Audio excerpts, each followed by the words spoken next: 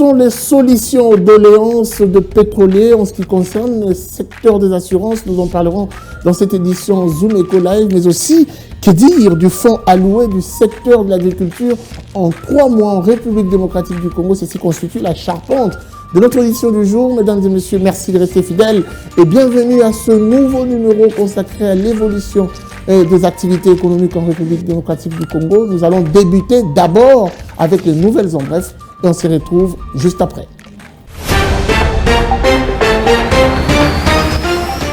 Information du jour, le gouvernement de la République démocratique du Congo compte emprunter 100 milliards de francs congolais, soit 49,4 millions de dollars américains sous le marché financier local, des obligations du Trésor indexées lors de la séance d'adjudication prévue ce mardi 16 mai 2023. Ces indications ressortent du communiqué signé par la vice-ministre congolaise des Finances, Onej Tsele, en date du 12 mai 2023. D'après ce communiqué du ministère des Finances, le taux d'intérêt est fixé à 10% pour une maturité de 2 ans. Plus de détails sur Zoom Copenhague. Toujours avec le gouvernement de la République démocratique du Congo qui a adopté lors de la réunion du Conseil des ministres du vendredi 12 mai 2023 6 projets de loi de ratification d'un montant total de 413,7 millions de dollars américains. Ces 6 projets de loi de ratification ont été soumis à l'approbation du gouvernement par la vice-ministre des Finances, Onej Tsele. Plus de détails sur Zoom Copenhague.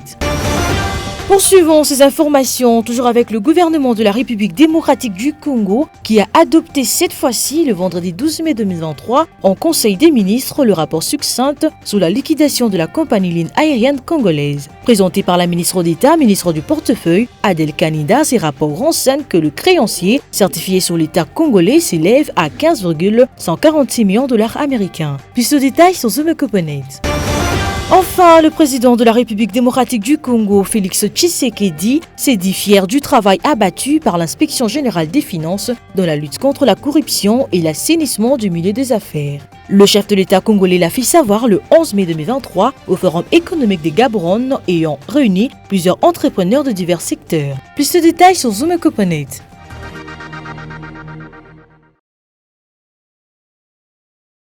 Voilà, de retour sur ce plateau, nous allons déjà prendre la première rubrique qui vient juste après les nouvelles en bref. Il s'agit ici des chiffres clés qui nous sont présentés par Judith Onamaka. C'est parti.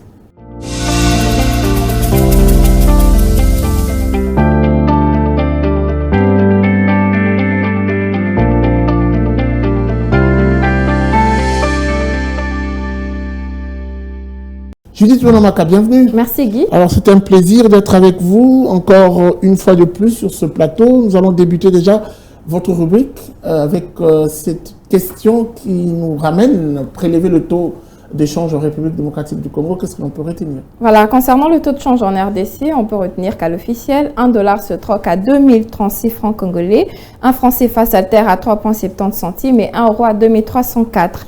Prenant l'espace marché parallèle, nous avons ciblé particulièrement l'Embaye. Dans cette commune, 1 dollar revient à 2350 francs. 1 franc CFA se coopère à 3,80 centimes et 1 euro se marchande à 2400. Alors, revenons sur la thématique. Vous parlez de ce que le gouvernement a pu allouer en 3 mois en ce qui concerne le secteur de l'agriculture. Partagez avec nous ses connaissances. Voilà, alors que le besoin d'augmenter la production locale s'impose de plus en plus pour combler le déficit alimentaire dans le pays, les prévisions budgétaires en faveur du secteur de l'agriculture peinent encore à être exécutées à leur juste proportion. Alors, en 3 mois, soit de janvier à fin mars 2023, le gouvernement de la RDC n'a décaissé que 13,7 milliards de francs congolais, soit près de 6,7 millions de dollars américains, au taux budgétaire moyen de 2021 francs en dollars américains en faveur de ce secteur. C'est une situation d'ailleurs inadéquate au vu des besoins exprimés sur l'ensemble du territoire national.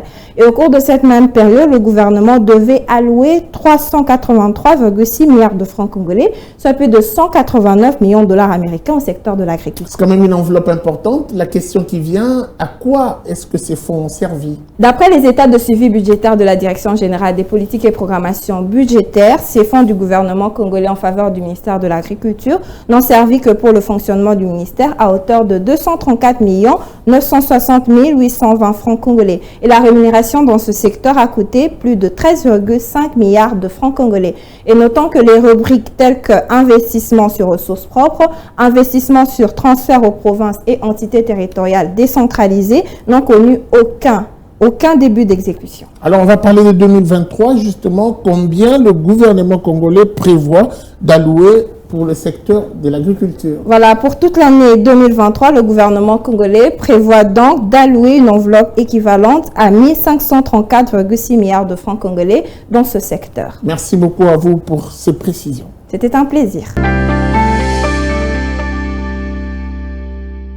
Faisons cette fois-ci un petit tour au ministère de l'Enseignement primaire, secondaire et technique où le ministre de l'EPST, Tony Mwaba Kazadi, au retour de sa mission à l'étranger, a réuni le cadre de son ministère. Dans sa communication, le professeur Tony Mwaba Kazadi a remercié ses collaborateurs et chefs de service pour la réussite de la première phase des épreuves certificatives de l'examen d'État, édition 2022-2023, un motif de fierté pour lui de savoir qu'à son absence au pays, ses collaborateurs ont assuré et ont fait du bon travail. Passant d'un sujet à un autre, le ministre Tony Mwaba a évoqué également la question des primes d'encadrement de la gratuité qui traînent à être débloquées. Sur ce sujet, le ministre a exprimé son mécontentement à l'endroit des chefs de service qui visiblement cherchent à pourrir la situation, constat fait alors que le ministre avait donné toutes les orientations pour décompter la situation, notamment le contrôle physique des bénéficiaires. Certains administratifs cherchent à les écarter injustement. Séance tenante, le patron de l'EPST a convié la secrétaire générale de l'EPST dans son bureau pour tirer les choses au clair pour que les agents et cadres de son ministère rentrent dans leurs droits. Nous y reviendrons avec plus de détails. Création de la classe moyenne en République démocratique du Congo, entrepreneuriat de jeunes, on en parle sur ce plateau avec un invité. Il s'agit ici de voir comment est-ce qu'il s'organise en tant que jeune pour nouer le debout du mois. Il nous a contacté pour parler de sa petite activité de tout le jour. Un jeune qui se prend en charge, mais un jeune modèle pour d'autres qui traînent encore le pas à la maison. Un exemple à suivre. Nous recevons pour vous Jean-Luc Ekoto qui est notre invité. Et avec lui, nous allons justement revenir sur ce qu'il fait exactement, depuis combien de temps. Jean-Luc Ekoto, bienvenue. Merci, alors, vous bonjour. êtes patron, responsable de l'entreprise J-Wood. Pour commencer, première question, c'est depuis combien de temps que vous existez avec cette entreprise, à la tête justement de cette entreprise? L'entreprise a déjà 5 ans depuis qu'elle existe. Je crois que c'est depuis 2018 que nous sommes lancés. Alors, d'où vous vient le goût du bois? Puisqu'on sent que vous mettez un peu en avant-plan le bois, ça vous vient d'où? Mon amour avec le bois a commencé par des images qu'une amie m'a envoyées, que je salue d'ailleurs en passant. C'est Dia, c'est une Camerounaise. Elle m'a fait voir certaines des images qui avaient trait avec la décoration intérieure. C'est de là que tout a été enclenché. Alors, vous êtes lancé dans ces métiers sans en avoir une expérience professionnelle. C'était comme ça, venu comme par un coup de baguette magique, ou vous en avez fait des études? Moi, je dirais plutôt que c'est étant jeune que j'avais déjà ces sentiments, cette envie de pouvoir travailler du bois. Mais je l'ignorais parce que déjà, étant tout petit avec mes frères, on avait l'habitude de faire des compétitions, de savoir qui est le meilleur en décoration intérieure, qui peut faire ceci ou cela mieux. Et c'est à travers ça que, dès que j'ai découvert ces images, je me suis lancé. Alors, J-Wood, c'est quand même une entreprise, selon vous, on vous entend parler, qui existe depuis 5 ans. Est-ce que vous exercez dans les normes? Est-ce que vous êtes une entreprise sérieuse? Très bien, nous avons un RCCM et tout ce qu'il faut pour représenter une entreprise au Congo. Beaucoup nous suivent en ce moment et peu savent exactement ce que vous faites. On est un peu dispersés dans les pensées. La question qui arrive, que fait J-Wood? Donc, quoi est-ce que vous êtes, J-Wood? Déjà, wood signifie bois, que beaucoup de gens ignorent. Wood, c'est bois en anglais. Mais nous ne sommes pas que dans le bois. Nous travaillons de meubles en bois, en MDF, en triplex, en bois et autres. Mais nous travaillons aussi sur l'aluminium et d'autres matières de valeur. Vous êtes parmi ceux qui ont accepté de s'adonner corps et âme. Vous avez dit, c'est depuis, je me rappelle, 14 ans, 13 ans que vous êtes 15 ans que vous êtes dans ce plaisir, avec cet amour, ces mariages avec le bois et bien d'autres. Est-ce qu'aujourd'hui, on peut dire que vous avez tiré gain de tous ces sacrifices? Est-ce que ça promet? Est-ce que on peut compter de vos réalisations par exemple ici à Kinshasa? Bien sûr, sinon j'aurais déjà dû abandonner. Donc j'affirme que nous allons déjà, de pas à pas nous évoluons. Et s'il faut parler de nos réalisations, je parlerai de Zoom Eco où nous avons réalisé un plateau dans son entièreté, le meuble ainsi que le plateau. Il y a Educ TV et il y a aussi Géopolis et Digital Congo. De plateaux, oui. Oui, de plateaux. Oui. Et s'il faut parler des réalisations perso, genre meubles et tout, il y a plusieurs clients que je sais pas citer le nom ici. Donc voilà. La nature de ces meubles, vous réalisez quoi exactement? Parce que quand on parle de meubles, on est dans une diversité. La nature de ce meuble. Il y a de tables, il y a de fonds, il y a des armoires, des dressings, de porte-chaussures. Il y en a plusieurs que je ne sais pas tout énumérer en tête comme ça. Alors, vous êtes jeune, on doit le dire. Ici, en République démocratique du Congo, certaines personnes disent que les jeunes ne sont pas encouragés, soutenus par le gouvernement. Est-ce que, d'abord pour vous, vous avez une subvention du gouvernement congolais et quelles sont les difficultés que vous rencontrez en tant que jeune? La plus grande difficulté que nous rencontrons, déjà étant entrepreneur, c'est de retrouver de la concurrence. Il y a beaucoup de gens qui font le même métier et trouver de la confiance auprès de Congolais, c'est vraiment difficile parce que tu vas voir un Congolais qui préfère donner une grande somme à un Chinois, mais qui refuse de le confier à un Congolais comme moi. C'est la plus grande des difficultés, mais sinon, il y a ceux qui nous acceptent comme tels. Et voilà. Vous êtes soutenu? Vous avez une subvention? Le gouvernement vous appuie? Jusque-là, je n'ai pas encore eu l'appui venant du gouvernement. Alors, on va finir. Comment faire pour entrer en contact avec Jay Wood, qui est aujourd'hui, on doit le dire, un modèle pour la jeunesse, parmi tant d'autres en tout cas. Vous avez voulu joindre Zoom Eco pour parler de vous. Et qu'est-ce que l'on peut faire pour bénéficier de vos services? Merci. Et nous avons une page sur Instagram et TikTok et un numéro de téléphone qui est le 081 077 93 99 et la page TikTok ou Instagram c'est Jay Wood. Merci beaucoup, monsieur Jay Wood, je vais l'appeler comme ça. Je préfère personnaliser votre entreprise en personnalité morale, justement. Merci d'avoir répondu à notre invitation. Le plaisir. Après lui, nous allons poursuivre. Cette fois-ci, c'est pour prendre la prochaine rubrique et c'est tout de suite après ceci. Suivez. Suivez-moi tout le jour à travers Zoom Wende sur Zoom Eco Live. Abonnez-vous sur notre chaîne YouTube. Zoom Eco Live, la référence de l'actualité économique en RDC.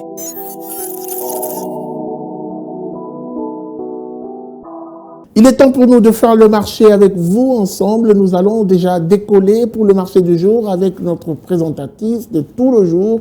Elle s'appelle Naomi Kandé. Elle nous amène pour faire le marché. Et cette fois-ci, nous découvrons c'est quoi la surprise. Tout de suite, Zoom Wende.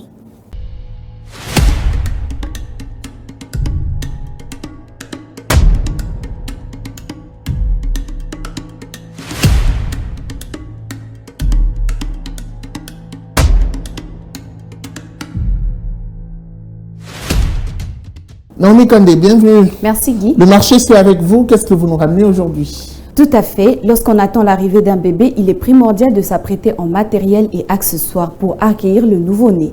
C'est ainsi que dans ce nouveau numéro de Zoom Wende, on vous présente le prix de quelques accessoires pour bébés de 0 à 6 mois. Très bien, voilà. Nous allons donc découvrir avec vous ces accessoires qui intéressent ceux qui attendent famille. Et on se retrouve juste après.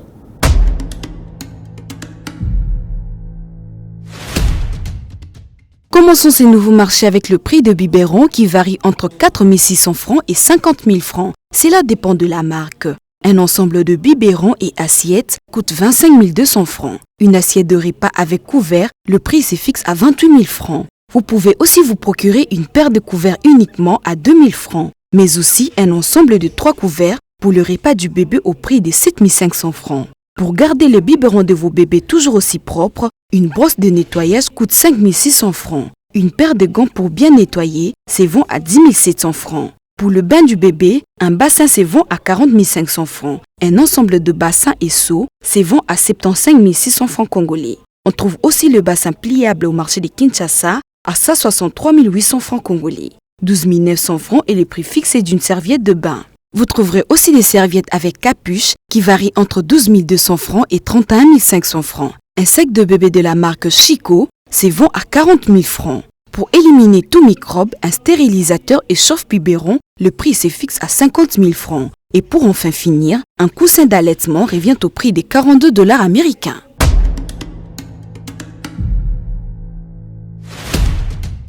Voilà, nous avons suivi avec vous, mais comment faire pour s'en procurer ces différents produits? Alors, pour ces produits, nous nous sommes rendus au grand marché de Kinshasa sur l'avenue Itaga. C'est là que vous y trouverez quelques magasins appropriés pour le bébé.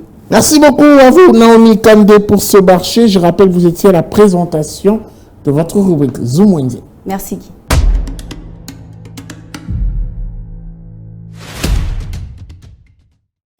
Les rendez-vous économiques, c'est dans l'agenda sur Zoom Eco Live. Abonnez-vous sur notre chaîne YouTube. Zoom Eco Live, la référence de l'actualité économique en RDC. Allez, il est temps de noter les différents rendez-vous qui ont jalonné la semaine. Nous sommes déjà dans la rubrique Agenda qui nous est présentée par Adassa Grace.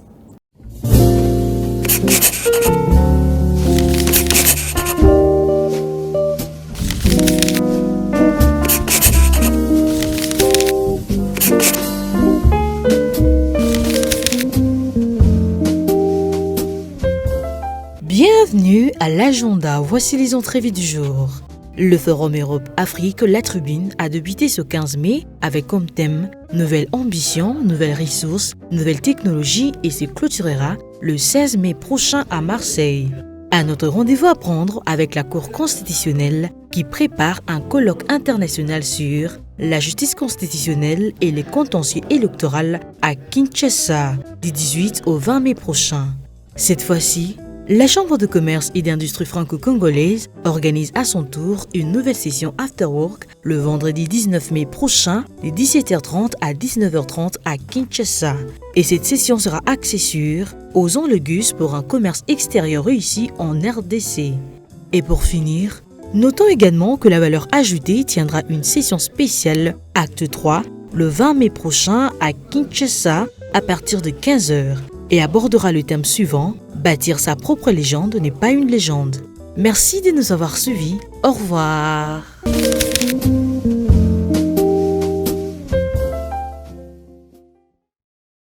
Article 15 nous fait traverser des provinces. De Kinshasa, nous nous rendons au Congo central où nous avons pu échanger avec une vendeuse de fruits. Ah ben oui, elle est dans cette activité depuis plusieurs années. Elle arrive à s'organiser. Comment fait-elle? C'est la question. Nous allons découvrir la réponse derrière ce reportage signé Vanvan. Laissez Gina.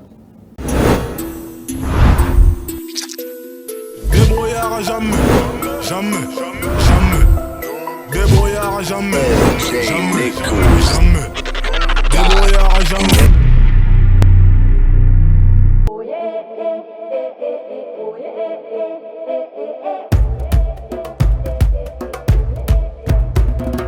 Banaki bomwana na ngati sikoyo 20 ans déjà toteka mangostin tomate ba pilipili ba poivron aubergine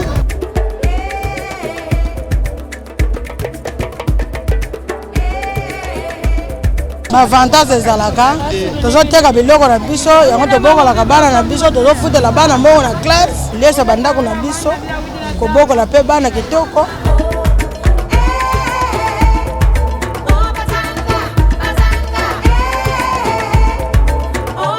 La difficulté ezaka mwa mingi ndenge toza boye tozovivre sikoyo na pasi koteka na biso ekomi na pasi mbongo ezomonana te bana bazobenga na bango bana na yaki awa nateki kaka 2000 baclient oyo bamvwama oyo balekaka kaka bapassager bazokota te sikoyo tokotekana na bango.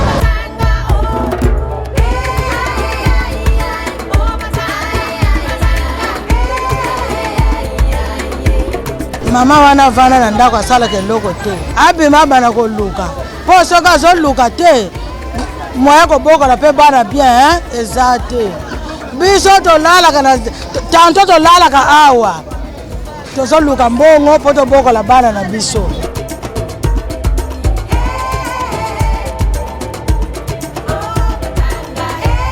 gouvernement ye moko azomona ndenge nini tokomi kotraverse sikoyo tosengi kaka ye moko papa abongisa bamama asoutenir bamama asala mpo bamama bazala biso mpe tokosala mpo ye azala.